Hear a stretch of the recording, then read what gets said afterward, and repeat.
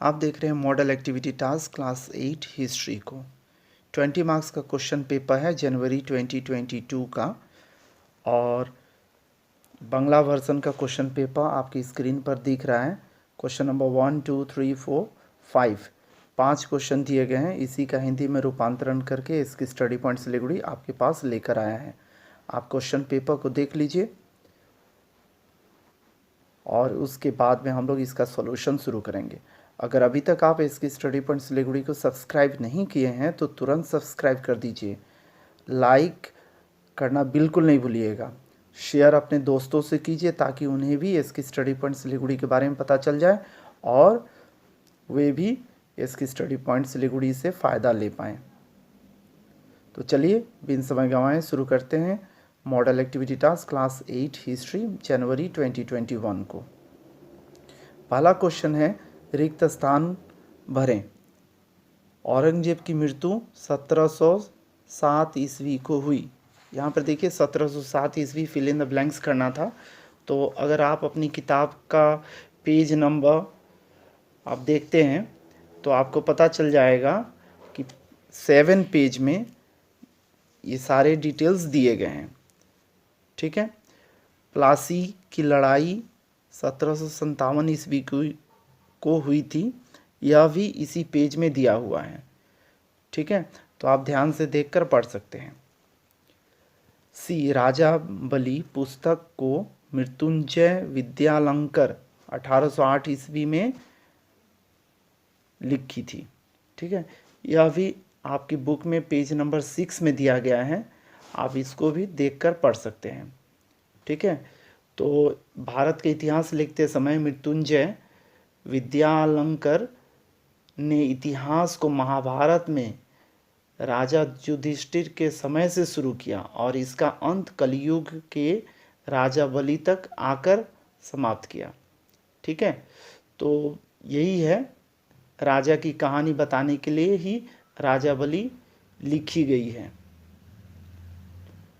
इसमें राजा के कार्यों का संचालन करने वाला कोई अदृश्य शक्ति थी, राजा केवल उसके कार्यों का फल भोगता था। तो ये सारी चीज़ें आप पेज नंबर 6 में पढ़ पाएंगे। तो सही से आप पढ़ते जाइए और कुछ भी डाउट हो तो कमेंट सेक्शन में जाकर ज़रूर लिखिएगा और बताइएगा कि आपको डाउट कहाँ पर हुआ है। तो चलिए आगे बढ़ते हैं।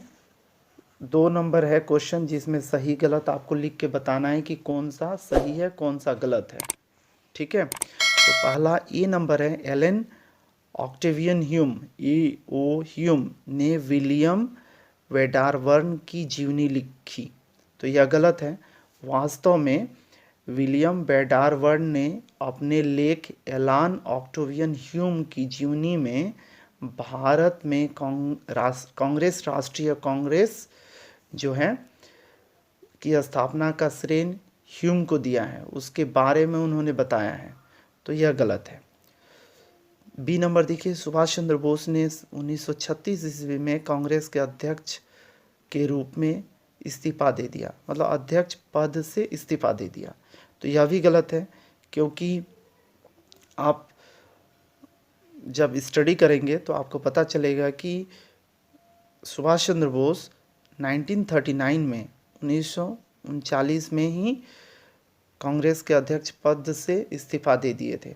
जब उनका सुभाष चंद्र बोस का गांधी जी के साथ में मतभेद होने लगा, तब उन्होंने अपने सभापति का पद छोड़ दिया, अध्यक्ष का पद छोड़ दिया था। ठीक है, तो 1938 में हरिहरपुरा कांग्रेस अधिवेशन के समय में वो कांग्रेस के अध्यक्ष थे। फिर 1939 में त्रिपुरी कांग्रेस का अधिवेशन के समय में गांधी जी से मतभेद होने के कारण से उन्होंने इस्तीफा दे दिया। ठीक है, ये सारी बातें आप अपने किताब में भी देखकर पेज नंबर 9 में पढ़ सकते हैं। फोटोग्राफ आधुनिक इतिहास के तत्वों में से एक है। ठीक है, तो यह भी सही है, क्योंकि आप अगर देखें, अगर उदाहरण के तौर पे मैं बताऊं, पेज नंबर 9 में आप अपने बुक में देख सकते हैं, मैं स्क्रीन पर भी दिखा दूंगा, देख लीजिए। महात्मा गांधी के साथ में जवाहरलाल नेहरू, का फोटोग्राफ अगर मिलता है, आप देखते हैं तो उसकी जानकारी आपको मिलती है, उस समय के इतिहास के बारे में जानकारी मिलती है। आप स्क्रीन पर अभी देख पा रहे हैं गांधी जी नेताजी सुभाष चंद्र बोस के साथ में 1938 का फ़ोटो है। उस फोटो से भी देखकर आप इतिहास की जानकारी प्राप्त कर सकते हैं। तो फोटोग्राफ जो होता है आधुनिक इतिहास के बारे में सही जानकारी देता है, तो यह भी सही है। ठीक है, आगे बढ़ते हैं। 3 नंबर को देखिए, इसमें आपको स्तंभ मिलाना है, कलम ए को कलम बी के साथ मिलाना है। बंगाल के नवाब देखिए सिराजुद्दौला, दिल्ली के सुल्तान रजिया, मुगल सम्राट अकबर। ठीक है, तो आप इसको मिला लीजिएगा और मिलाकर ही लिखना है। क्वेश्चन नंबर 4 को देखिए, पहला क्वेश्चन है साम्राज्यवाद क्या है। ठीक है, आप अपने बुक का पेज नंबर 10 निकाल लीजिए, वहाँ पर आपको इसके बारे में लिखा हुआ डिटेल्स में दिख जाएगा, किंतु आपको इतना ही लिखना है, 2 नंबर के लिए क्वेश्चन है इसीलिए। साम्राज्यवाद एक प्रक्रिया है जिसमें एक शक्तिशाली देश अथवा राष्ट्र अपने से कमजोर राष्ट्र को अपने अधीन कर अपनी सत्ता कायम करता है। अपने अधीन देश की संपदा और जनगण पर प्रभुत्व कायम कर वह शक्तिशाली देश अपनी इच्छानुसार उसे चलाता है। ठीक है, और इतना ही नहीं, साम्राज्यवाद में और एक बहुत ही खतरनाक चीज़ होती है कि उस देश का जो इतिहास है उसको भी तोड़ मरोड़ कर वह देश तैयार करता है और अपनी पहचान को दिखाता है, अपना परिचय देता है, अपना अपना गुणगान करता है, और जिस देश पर वह कब्जा किया हुआ है उस देश को हीन दिखाता है। बी नंबर में देखिएगा, संथाल विद्रोह के 2 नेताओं का नाम लिखिए। तो संथाल विद्रोह का 2 नेता सिद्धू और कानू। ठीक है, ये आप ऊंचे क्लास में जाएंगे तो आपको पढ़ने को मिलेगा, फिर भी आपके किताब में भी दिया गया है, पेज नंबर 4 में देख लीजिएगा, फर्स्ट पैराग्राफ जो पेज नंबर 4 में है वहाँ पर पढ़ लीजिएगा। सी नंबर, जेम्स मिल ने भारत के इतिहास को किन 3 भागों में विभाजित किया है। तो जेम्स मिल के बारे में जब आप पढ़ेंगे तो जेम्स मिल बहुत ही इम्पॉर्टेंट नाम है। ये ऐसे इतिहासकार है जिन्होंने हिस्ट्री ऑफ ब्रिटिश इंडिया 1817 ईस्वी में लिखा है। ठीक है, इस पर आधारित एक क्वेश्चन भी है जिसको हम लोग चर्चा करेंगे, किंतु उसके पहले आप कुछ बात को समझ लीजिए।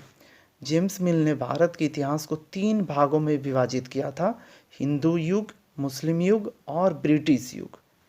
ठीक है, यहाँ पर आरंभ के 2 कालों का नामकरण शासक के धर्म के अनुसार किया गया, किंतु अंतिम नाम शासक की जाति पर आधारित है। इसी कारण उसे ईसाई युग न कहकर ब्रिटिश युग कहा गया है, अर्थात ब्रिटिश सभ्यता धर्म से नहीं जाति से ही जानी जाए। आधुनिक बनने के लिए धर्म के बदले जाति को प्रमुखता दी जाती है। साथ में मिल ने लिखा कि मुस्लिम युग भारत के इतिहास का अंधकारमय युग, साथ ही हिंदू युग के लिए भी श्रद्धा नहीं दिखाई देती है। तो ये सारी बातें जेम्स मिल ने अपनी किताब हिस्ट्री ऑफ ब्रिटिश इंडिया में लिखा है।